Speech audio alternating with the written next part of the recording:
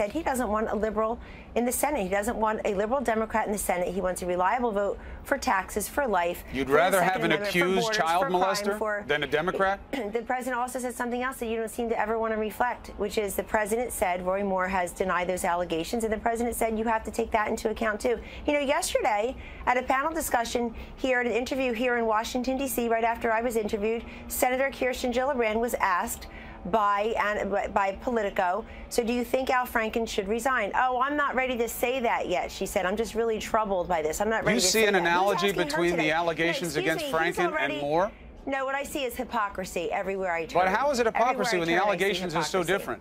You're talking about two different women who claim sexual assault. No, excuse me, Senator Franken has already apologized, so he's admitted guilt, and his Senate colleague, he's already. That seems to be the mistake these days, is owning your responsibility. If you just deny it, it seems like you can become a senator.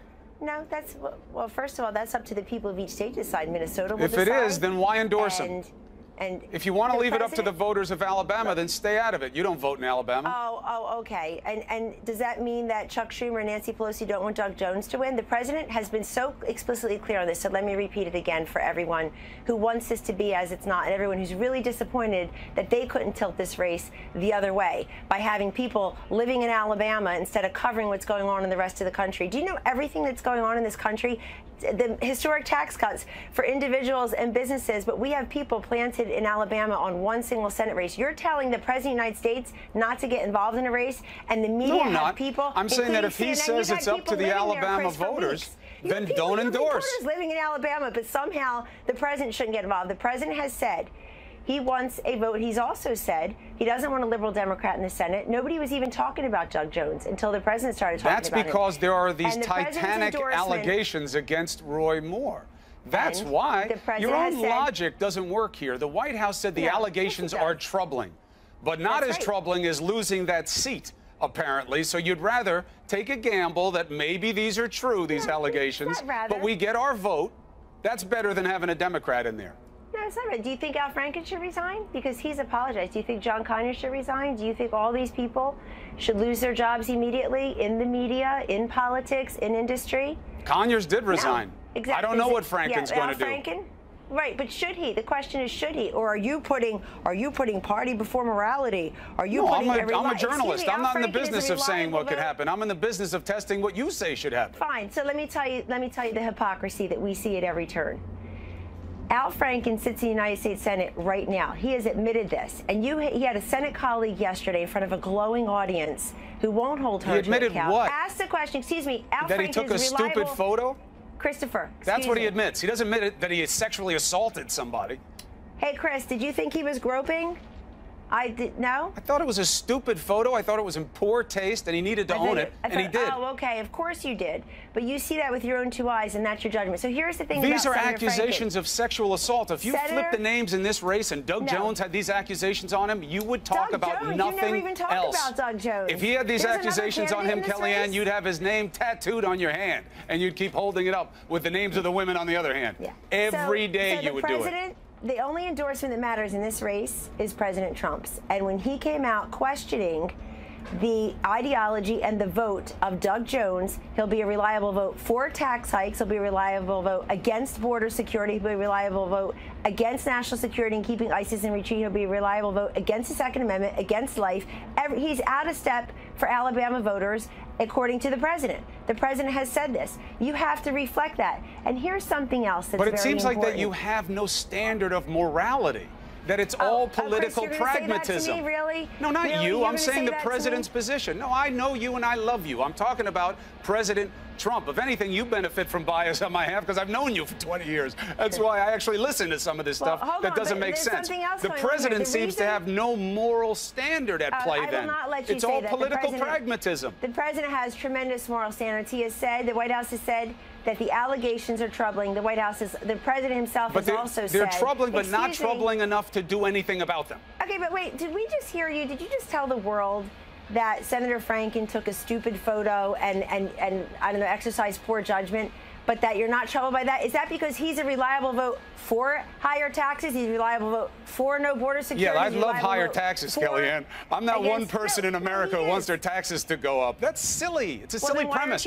I'm saying you're comparing what Al Franken did to Roy Moore to try to help mitigate the accusations against Moore, and it's obvious. No, let me just review one last time so everybody's got it. Sure, do better this time. The president has said the following. The president has said the following. The allegations are troubling. Roy Moore has denied them. The president said they're 40 years old. The president so what? Who cares how old they are? Excuse me. I'm reflecting to everybody so they have facts first. Chris, all right, go ahead. We're talking apples and not bananas. That's right. Don't be a banana. Give me some more apples. I see a lot of bananas. So the president has said the allegations are troubling. They're also 40 years old.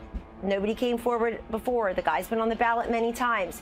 Doug Jones is a liberal Democrat, the president has said, and he doesn't want a liberal Democrat representing Alabama in the United States Senate. Just like Kirsten Gillibrand and other Democratic senators who are saying, well, I'm not sure yet about the fate. They want a reliable Democrat to have that Senate seat in Minnesota, but you don't call them out on that. And I did want to tell you something else about Alabama. Last night, or about Governor Romney, because I've been watching all morning on your broadcast. Last night, the president spoke with Governor Romney, and the president says he's got a great relationship with Governor Romney. They spoke just last night, late in the night, after the congressional ball here at the White House, and they had a wonderful conversation, according to President Trump. They discussed, among other things, what President Trump did the day before in Utah with the national monuments and talking about historic tax cuts and the like. So it's not true that the president. So it's not true that the president doesn't want Romney to take Orrin Hatch's seat? I didn't see Governor Romney file papers to run for Orrin Hatch's seat. Senator Hatch may run for re-election, and the president, as he did with incumbent Republican Senator Luther Strange, he was supporting an incumbent Republican senator who's been a reliable vote for their shared agenda. So if Orrin Hatch steps away, would he support Mitt Romney? I don't know. You're asking me hypotheticals. Well, you just said they have a great relationship. Why wouldn't I assume that the answer should be yes? Yeah. Well, listen. Governor Romney may want to be in public service in many different roles. And I just wanted to make sure that you know the truth coming from the White House. The President of the United States and Governor Romney spoke, I don't know, 10 hours ago, less than 12 hours ago. And people should know that, because otherwise there's speculation and consternation, hand-wringing about who speaks for the president and who he speaks to. The only endorsement that's mattered in Alabama is the president's, because he came forward for Luther Strange in the primary, and Strange shot up in the polls. He came forward. Again, the president is against Doug Jones, does not want a liberal Democrat to represent Alabama, is leaving it to the Alabama voters, and has said that he wants Roy Moore in the United States Senate. And you feel good with that? You feel good with Roy Moore as a reflection of your party? My feelings don't matter. Oh, yes, they do. You are a counselor of the President of the United States. Roy Moore is a guy who talks about gay marriage as if it were bestiality. Anytime I express a feeling about a candidate, people who want to make themselves relevant get airtime and Twitter time. So you got to be careful about the Hatch Act. They're going to have to find something relevant and important to do today to make themselves feel better. You have to be careful about observing the rules of ethics there. Let me tell you what I feel good about. Let me tell you what I feel good about. That Donald Trump's the President of the United States, that Mike Pence is the Vice President of the United States. I feel great for all those forgotten men and forgotten women who are going to get a tax cut for Christmas and for New Year's and for the holidays. All those rich people who are going to get that tax cut. Oh, come on. Oh, come on. People in New York are complaining they're not getting their taxes cut. The rich people are complaining because they're not getting enough of a tax cut. You said earlier in this interview that you don't know, quote, a single person in America who wants their taxes to go up. I don't. That's why leadership is hard. That's why leadership is hard, because sometimes you have to make hard choices instead of awarding the haves all the time. That's why this president, the haves, give me a break. That's why this president is cutting taxes. Lots of people not for the middle class the way he is for the upper class. That is not true. It's true on every objective scoring. That's a flat-out lie. That's a flat-out lie. It's not even close to a lie. It doesn't meet any of the criteria of a lie. It's not meant to deceive. It's based on fact, and it's a straight tell on what an objective analysis reveals. Are you going to tell the middle class right now that none of them are getting a tax cut? No, I'm saying they're not getting as good a treatment as the upper tier, and this was sold as advantaging them. Their taxes have been steadily gone up. They've been paying for out-of-control spending. They've been paying higher taxes. And you know what? We know people you want to get rid of the AMT and the estate tax, but you want to tax tuition and loans. Here's what we want to get rid of. Here's what we got rid of in this tax plan, if I may speak a full sentence here, please. Here's what we got rid of in this tax plan. All the special interest SOPs, all the credits and deductions and exemptions that benefit the wealthy and the well-connected, which the tax code does already. Get rid of the AMT and you get rid of the estate tax. The tax code is longer than the Bible and not quite as inspirational. It needs to be simplified. Is this thing working? You got rid of the AMT and you got rid of the estate tax. You know, this is the Who does that help? Cable, excuse me, you work for the cable news network, CNN. It's not the C-O-N, cable opinion network. If you would just let me I'm telling you what is in the bill. Package.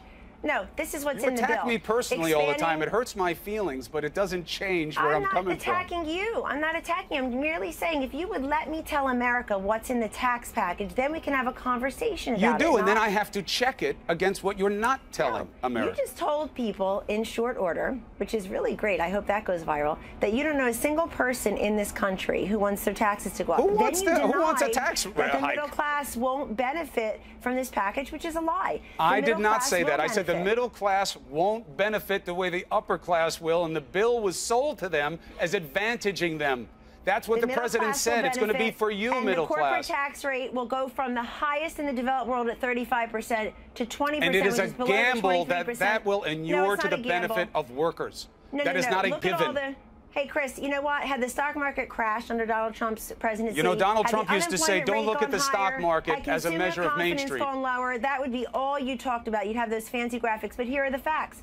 When he got elected last November, the stock market was at 18,000. It's over 24,000. Stock market's done great. Stock market's done great. Yes, it is. And that's called causation, not coincidence. All the consumer confidence numbers, the manufacturing confidence numbers, the small business formation because a lot of them are banking on getting big tax cuts that'll help their bottom line. Are you telling the 9.1 million female small business owners in this country, and I was one for 22 years? Now you want to fight for women? You're endorsing Roy Moore, but now you want to hold women up on a pedestal. Hey, Chris, I fight for women every day here. It's why I'm here. But I fight for the forgotten man and the forgotten woman. I fight for the people I grew up around who live paycheck to paycheck, who are white-knuckled at the end of each month to pay their rent and their mortgage, their tuition, or their student loan voucher. They struggle to pay for groceries, to fill up the grocery cart and the gas tank. And are you helping them with their student loans? I'm not here for the ubiquitous anchors making millions of dollars. I'm here for the forgotten woman. And let me tell you, and they need the help every single day. And you promised them help, and this bill does not deliver them to a better place, to the disadvantage of the upper class, which is what the promise was. Pull up the information from the Tax Foundation, state-by-state analysis. Go ahead. I would commend. No, go ahead. See what you're getting in Wisconsin. Nearly 20,000 new jobs projected. Over $2,000 for each household. This is a trickle-down theory that we don't know if it will come to roost. But I got to ask you about something else that we skipped on. I got two more things I got to get from you. One is easy, one is hard. The easy one is the president spoke to Romney. That assumes that there is a good relationship. Why did he have his pit bull Bannon down there in Alabama taking the guts out of Mitt Romney yesterday, accusing him of not serving his country, accusing him of hiding behind his faith, saying things about Romney that are equally true about Trump and his kids? Why would the president let Bannon do that? Why wouldn't he condemn that if he wants to have a good relationship with Romney? Well, first of all, you said many things in there that just aren't true. Sending him down there to speak for the president, that's not true. Steve Bannon has been with Roy Moore for a while now. He's down there supporting the candidate he supports with the operation that he currently runs. I am telling you that this president spoke to Governor Romney last night. Did he apologize for what Bannon said? After that rally. I won't tell you the contents of the full conversation. I don't even know that was raised. I'm not even sure the president was aware of that because we had the president and the first lady stood in line for 3 hours taking pictures with members of Congress and their spouses, the cabinet, and do you call out Steve Bannon for saying that about Mitt Romney? Chris, can I finish? Saying he hides behind his faith? Whoa. Excuse me. And they were here at the Congressional Ball. We had a wonderful bipartisan event. I personally I'm glad you had a good party. But what happened with that comment about Romney? You're not listening. They spoke about a number of different things. This is a former presidential candidate and governor. This is the current president. If they can work on issues together of common interest, that's great. And that's so the president. The only endorsement that's mattered in the Alabama race, the one that's mattered the most in this race, is the president's, because after he came out against Doug Jones, and none of you seem to want to say those 9 letters, Doug Jones, that God forbid people find out who he is and who he would be in the Senate. So the president had to go out and do it for you. Thank you, Mr. President. It doesn't make any sense. This isn't about hiding Doug Jones. No. This is about taking a position on what's been said about Roy Moore, which aren't just these accusations. No, that's what you think. He wouldn't let the 10 Commandments be taken out. He puts his faith before the secular laws of a society that is a secular society? And tell me about Doug Jones. Give some equal time here. Give some facts second here, Chris. Doug Jones checked the boxes as a Democrat. He's going to be a tough sell in Alabama. That's always true. He does not have these kind of accusations against him. He's not a man who said that his idea of his religion is more important than what the Supreme Court says if he's going to be an administrator of the laws as the Chief Justice of the Supreme Court of Alabama. And that's okay because he's going to agree with the president, so the president's willing to swallow all that to get somebody who wants to vote along his way. The president's been very clear on this. The president's been very clear on this. And you know that the Democrats are protecting their own who are already in office in large part because they want reliable liberal Democratic votes. The president was supposed to be different.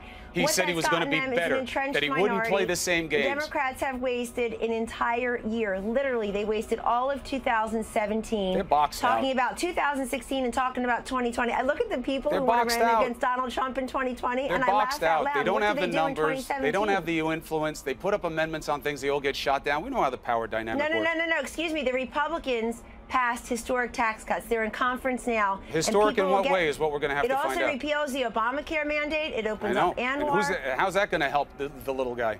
You know how it's going to help the little guy. We hear from the little guy every day, and I have to say, I'm starting to feel insulted on their behalf. They come here to visit us. I sat in the Oval Office yesterday with the president and 4 families. It was an open press event. Because they want to be able to trust and believe in their government. Did CNN follow up with any of those families yesterday who visited with the President of the United States and told him on camera? I know he has his fans. How happy they are about. Well, are they wrong? Are they misinformed? I know he has his fans. Chris? No, they have hope. They have faith. They want things to get better. And you can't fault them for that. But let's see what you give them. I got to ask you about something else. Go ahead. Harry, I have a meeting. You know that this is a controversial move, moving the embassy to Jerusalem. From the White House perspective, how does this increase the chances of peace? Donald Trump, as president, is doing something that several presidents have promised in the past. Let's review the facts here. President Bill Clinton promised to move the embassy to Jerusalem. President George W. Bush promised to move the embassy to Jerusalem. In 1995, by a vote of 93-5, the United States Senate agreed with that and said in 4 years they would do that. Instead, President Clinton did the 6-month waivers. President George W. Bush did something similar. What reason did they offer? Excuse me, it takes President Donald Trump's What reason did they offer for not doing it? To make good on a promise that they cited several different things, but this president National security concerns. Nobody has an embassy in Jerusalem. Chris, this president, the geopolitical reality is that the administrative state of Israel does exist in Jerusalem. That is where. Why does nobody else have an embassy there? Why are European leaders and people in the Middle East saying this is a dangerous thing to do? Even the Pope said leave it the way it is. So, Chris, this is what the American president said about the American embassy. Okay? That's what we're going to talk about here. This president's leadership spells the difference. You don't like that the Pope's against it, Kellyanne. It's tough for us Catholics when the Pope comes out against it so close to Christmas.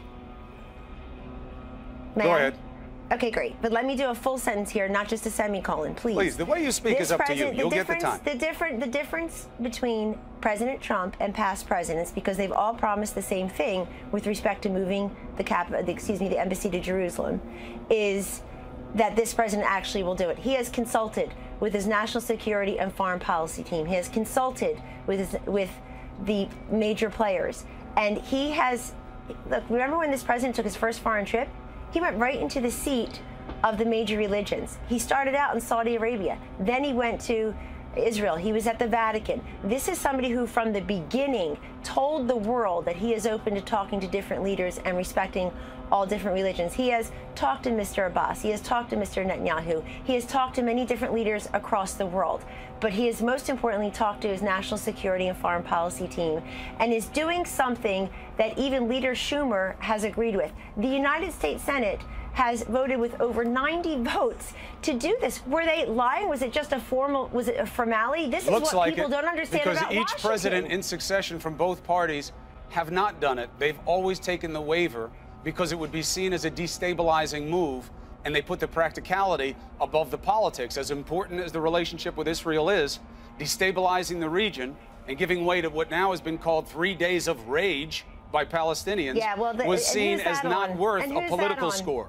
I appreciated the earlier interview with your colleague Allison Camerata and the woman who was trying to explain why it's called 3 days of rage and not 3 days of annoyance or 3 days of protest or 3 days of disagreement. It's called 3 days of rage. It's pretty clear. Yeah, the PLO lady ducked that. But the destabilization is a potential consequence of this. Why would you do something to aggravate it? Chris, why did the Senate? Why does this have such bipartisan support? Were they kidding? Are they doing what people in Washington have done for years before President Trump got here, to change it, to change the tone, to change the content? Why would you take a vote? Why would you put yourself out there and take a vote in front of your constituents, in front of the world, really, that you don't mean? This president means it. He promised it. He's delivering on it, but he didn't deliver on it in day one because he has been consulting with the leaders around the world. And most importantly, he's consulting with his own national security and foreign policy team. Well, look, we're beefing up security there. Israel's beefing up security there. So hopefully nothing happens that is horrible. I would hate to have to go there under those conditions. Kellyanne, I appreciate you coming on this show. You're always welcome. I'm sure I'll speak to you before, but the best for Christmas for you, the kids, your husband, your family. Merry Christmas. Thank you, Christopher. Be well. Thank you. This is CNN Breaking News. Major. Sarah, one issue that you may have seen this morning is the White House or the President at any level considering creating a global or regional spy network that would circumvent the U.S. intelligence apparatus and serve the President outside of the normal and legally defined intelligence gathering mechanisms? I'm not aware of any plans for something of that definition or anything similar to that at this time. The President would be opposed to that. I haven't had that conversation with him, but I'm not aware of any plans for anything like that moving forward. Your official has been briefed on that idea, or has been discussed at any level in this administration? I haven't done a full survey of every member of the administration, but I can tell you as of right now, that's not something that's currently being planned and not something that I'm aware is moving forward in any capacity. Again, I'm not going to answer every hypothetical for every single member. Did some random person off the street come in and say something? I don't know, Major. I'm sorry? The President might consider. Again, I haven't asked him, but it's not something that's currently in the works. John? World leaders have spoken out, Sarah, in the last 24 hours about the possible move of the U.S. Embassy from Tel Aviv to Jerusalem. Mahmoud Abbas says that it would have grave consequences for peace and stability in the region. King Abdullah said much the same thing. Saudi Arabia, at least publicly, is saying the same thing, though I'm told privately they're saying something different than that. French President Macron said that he thought it was a bad idea. In the face of all of that, would the President ignore that advice from world leaders and go ahead and make the move at this time? I'm not going to get ahead of the President's remarks that he'll make tomorrow. He did speak with a number of leaders this morning, and he's going to continue to have conversations with relevant stakeholders, but ultimately he'll make what he feels is the best decision for the United States. Is it safe to say, other than Israel, which thinks that this move is 22 years overdue, that all of the feedback that he's been getting from world leaders is overwhelmingly negative about this idea? No, again, he spoke with 5 leaders. That's hardly indicative of everybody across the globe, but certainly, you know, he's going to continue to have conversations with different leaders from across the world, and we'll keep you posted as those calls take place, and we'll let you know when the President's made a decision. Cecilia. Hey, Sarah. Yesterday, the President said that he felt very badly for General Flynn. Would he consider pardoning him? I'm not aware of that. That has come up or any process or decision on that front. So that's, you haven't talked to him about it, or no? I haven't asked. I haven't asked the President whether or not he would do that. You have not. Can you I think before we start discussing the pardons for individuals, we should see, you know, what happens in specific cases too. So is it fair to say it's on the table? No, I just said I haven't had the conversation with him because I don't feel that it's necessary until, you know, you get further down the road and determine whether or not that's even something needed. Steve. Back on the embassy, has the President made up his mind about this, or is this decision still in flux a bit? The President, I would say, is pretty solid in his thinking at this point. Sarah. April. Sarah, a couple of questions. One, there are comments from people from the NAACP, from black ministers who are planning on protesting and boycotting this weekend for the president's visit to the Civil Rights Museum. What say you? I think that would be honestly very sad. I think this is something that should bring the country together to celebrate the opening of this museum and highlighting civil rights movement and the progress that we've made. And I would hope that those individuals would join in that celebration instead of protesting it. However, they have every right to protest it. Jordan? It's an insult that he's coming as we've had issues of Charlottesville.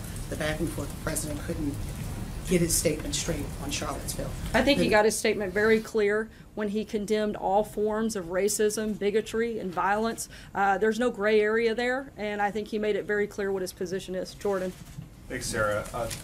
Did the president know that Michael Flynn lied to the FBI at the time that he fired him in February? Look, the president knew that he lied to the vice president, and that was the reason for his firing. Matthew. I have a follow-up. So your predecessor said on June 6th, it's the president of the United States, so they're considered official statements by the president of the United States in regards to his tweet. In regards to his tweets, does that standard still apply to the president's tweets? It does, and I know that you're probably referencing the tweet that was written by the president's attorney, and he's since clarified that, and I would refer you back to the attorney's clarification on that. Matthew. Thanks, Sarah. The White House originally said that if the accusations against Roy Moore were true, then Moore should step aside. I'm wondering how the president reached the conclusion that all of Moore's accusers, including those who have put forward evidence, are lying. Didn't say they were lying. The president's position hasn't changed, still finds those concerning. But as we've also said, the president feels that he would rather have a person that supports his agenda versus somebody who opposes his agenda every step of the way. And until the rest of that process plays out, you have a choice between two individuals, and the president's chosen to support Moore. Even if that person who would support his agenda has done what Roy Moore's accusers have said he's done? Again, we've said that the allegations are concerning, and if true, he should step aside, but we don't have a way to validate that, and that's something for the people of Alabama to decide, which we've also said, and we maintain that, and ultimately it will come down to the people of Alabama to make that decision. David? Yeah, Sarah, can you tell me a little bit about the process and timing as how the president got to the potential Jerusalem announcement tomorrow? Can you have somewhat of a backstory on that to the degree that you can at this point? I can tell you that it was a very thoughtful interagency process. In terms of specifics, that's something that will be addressed in greater detail later this evening at the background briefing, and then further by the president in his remarks tomorrow. Just a quick follow-up, and evangelicals' role in this, how crucial has that been in terms of the Faith Advisory Council? Look, the president wanted to make the decision that was the best decision for the United States, and I'm not going to get ahead of anything beyond the events later today and tomorrow. John? Thanks a lot, sir. I have a question for you about the special counsel's office. Does the president believe that special counsel Robert Mueller or anybody on his staff is biased in any way against the president? I think we've seen some reports that certainly cause a great deal of concern, and we hope that those are fully looked at and investigated. Blake? Just a follow-up for you, if I may, Sarah. I think it was about 5 or 6 weeks ago that you indicated from that podium on a few occasions that you believe, the White House believes, that Mr. Mueller's investigation will be wrapping up shortly. Since that time, we've seen that a very high-level aide to the president, former aide to the president, the former national security advisor, has entered a plea deal with the special counsel's office. Do you still believe that this investigation is wrapping up soon? We do, and I'd refer you to the comments that were made by Ty Cobb, where he indicated as such over the last few days. Blake? Sarah, thank you. Let me ask you 2 questions on so-called red lines. If Robert Mueller ends up looking into the president's finances, or if he has already looked into the president's finances, does this White House believe that is a red line, and if so, why? Look, I think it's important to note and hopefully you guys have seen the statement that Jay Sekulow, a member of the president's legal team, has put out within the last hour, that they confirmed that the news reports that the special counsel had subpoenaed financial records relating to the president are completely false. No subpoena has been issued or received. We've confirmed this with the bank and other sources. I think that this is another example of the media going too far too fast, and we don't see it going in that direction. Let me ask you the second red line. This White House has consistently said there are 2 red lines on tax reform, middle class relief, and then a 20% corporate rate. But the president over the weekend seemed to suggest that he would be amenable for a corporate rate up to 22%. Why would he be willing to step over his own red line on that issue? Look, the president said I guess maybe a couple of hours ago that we're firm and we feel strongly about the 20%, and we're very excited about the progress we've made on that front, and think that we'll get there on both sides in the House and the Senate. Mike. Sarah. So two quick things. One, does the president believe, as the lawyer from the Solicitor General's office said at the court today, that a baker could put a sign in his window saying, "We don't bake cakes for gay weddings," and that would be legal? I'm sorry, could you say the first part of that question again? My cough kind of drowned you out. So the Solicitor General, the lawyer from the Solicitor General's office for the administration, said today in court, in the Supreme Court, that it would be legal, it would be possible for a baker to put a sign in his window saying, quote, "We don't bake cakes for gay weddings." Does the president agree that that would be okay? The president certainly supports religious liberty, and that's something that he talked about during the campaign, has since upheld since taking office. I believe that would include that. And one other question just on Russia, but not one that you would expect. What does the president think of the decision to ban Russian athletes from the Olympics in 2018? I haven't had the ability to speak with him directly about that decision since it was made here earlier today, but I'll certainly be happy to talk to him and follow up with you on that. Catherine. Sarah, House Republican leaders had to push back a vote in a short-term budget bill this week to avert a shutdown. Does the White House think that a shutdown is a possibility? You know, it's always a possibility, but it's certainly not what we hope for. And we're have both Nancy Pelosi and Chuck Schumer coming later this week, and the president hopes to be able to have conversations with them to make sure that doesn't happen. Hallie? Then the president doesn't think that it would be politically advantageous? Look, I said that we don't, that's not what we would like to see happen, and we're going to have meetings and try to make sure that it doesn't. Hallie? Two quick ones for you. And just a statement of fact, when did the president know that Mike Flynn lied to the FBI? As I said earlier, I referred you back to John Dowd's clarification, and I would... I'm asking for a date. When did he find out? Was it when the announcement was made Friday? Was it prior to that? Again, I'm not aware of those specifics, but I would refer you to John Dowd for that specific question. I would actually refer you to John Dowd on that specific question, since it's a legal matter I'm not allowed to weigh into. No problem. The point to you, you have weighed in on other special counsel matters before, and it's just a statement of fact of when, during the administration, what day the president discovered this lie issue. And I'm telling you as a statement of fact that you should contact John Dowd. Doesn't seem that hard. Stephen. Questions on Roy Moore. Sarah, you said just a minute ago that the president would want somebody in the Senate who supports his agenda versus one who does not. Excuse me, and I just want to clarify here then, is it the White House's position then, sort of formally here, that it is worse to have a Democrat in that Senate seat than somebody who is accused of sexually abusing a teen girl? Look, as I said, we find the allegations to be troubling. And why did the president endorse? Look, I think that those are different things in terms of we aren't going to be the ones to determine that process. That's for the people of Alabama to determine what those things come down on. He does want people that support his agenda. He's not going to obviously support a Democrat. And I think if that's our standard, then we need to look at a number of members of Congress that have had allegations brought against them that are still in office. Stephen. Thanks, Sarah. I do want to nail something down with respect to John Dowd and what he's been telling us in the last couple of days.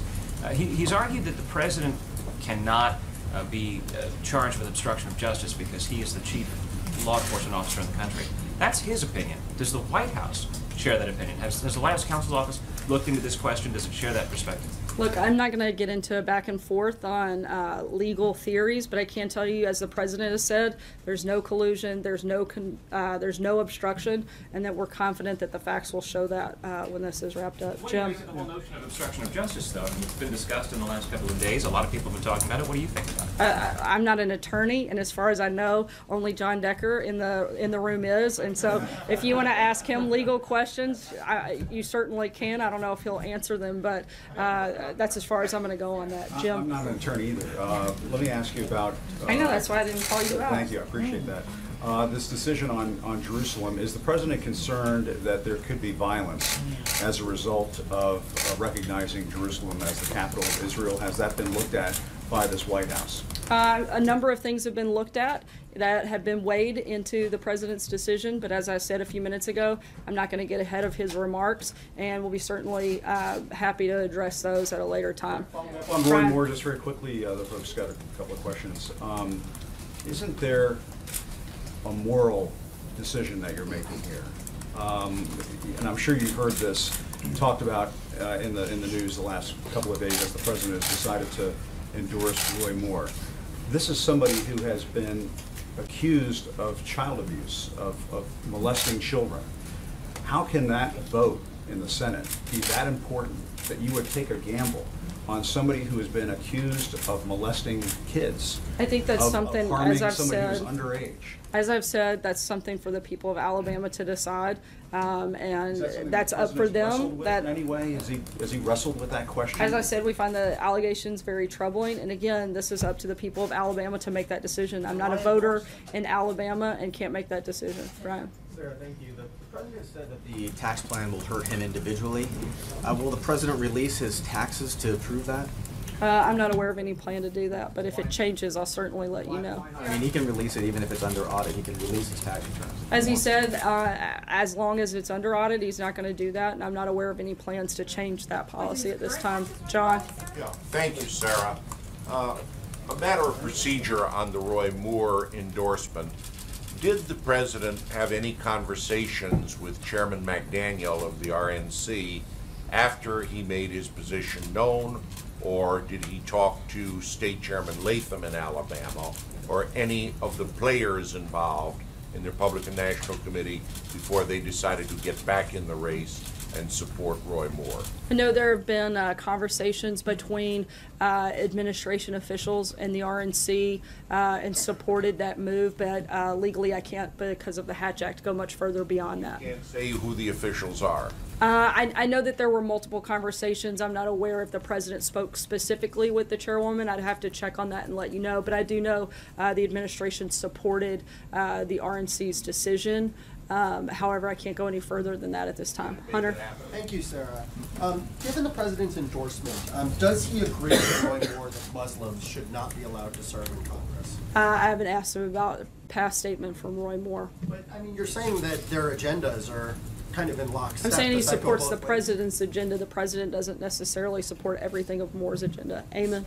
Thanks, Sarah. Does the president expect Deutsche Bank or any financial institutions to cooperate with requests for documents from U.S. law enforcement if they get them?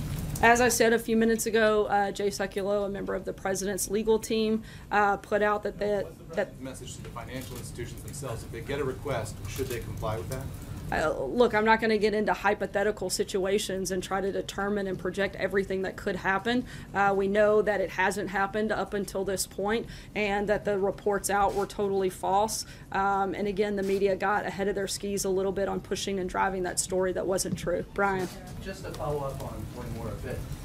Are you saying that you're saying let the people decide, but this administration has endorsed Roy Moore? Why endorse him if you want the people to decide? You're influencing the decision by endorsing him. And secondly, are you saying that no matter who runs as a member of the GOP, it's okay as long as you are in lockstep with the president and vote the way he wants? Once again, I'm not going to get into every person that could or couldn't run for office down the line.